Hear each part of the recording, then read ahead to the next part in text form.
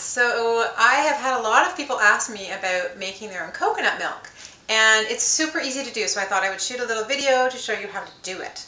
It's really the only way to avoid all of the additives and things that they put in coconut milk.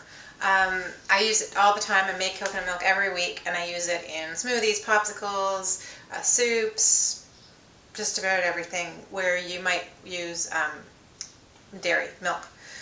So what you're going to need is you're going to need some unsweetened shredded coconut, some water, a good blender, a funnel, some kind of a funnel. I use a jelly bag. You need something to strain it in. You could use cheesecloth. I use these jelly bags because they're reusable and they're nice and sturdy. And you're going to need a jar or something to put it in. And I sometimes add in some extra pure creamed coconut because I like sometimes if you're making a pudding or a custard and then you want that real creamy texture, sometimes I'll add some of that in.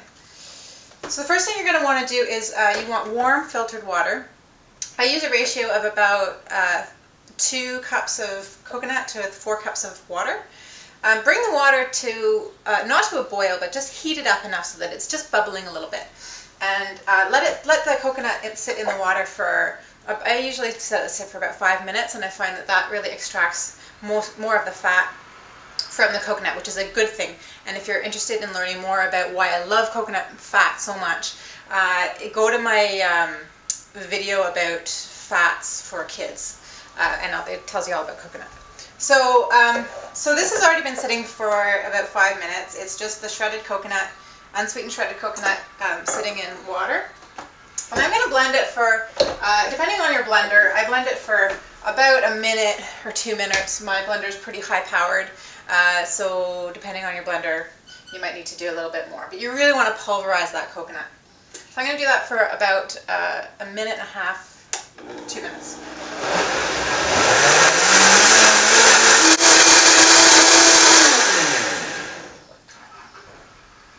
Okay, so this has been blended, just the coconut and the water, and now you need to strain it. So I use these great funnels, which I use for my canning, and I put the jelly bag in. This is why I like jelly bags so much, because they fit right on top, just like that, and then you can put them in your jar.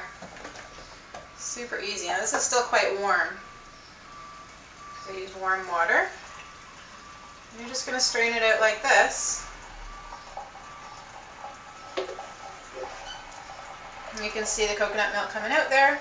Now, the thing about this coconut milk is it will separate. There's no, a lot of what they put in coconut milk are emulsifiers and thickeners.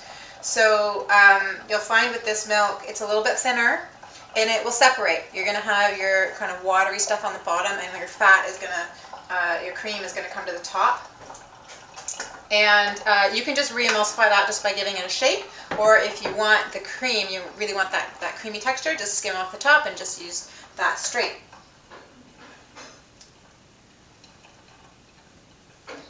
And I tend to do 2 of these, and that usually lasts me a week. I do also use some canned coconut milk.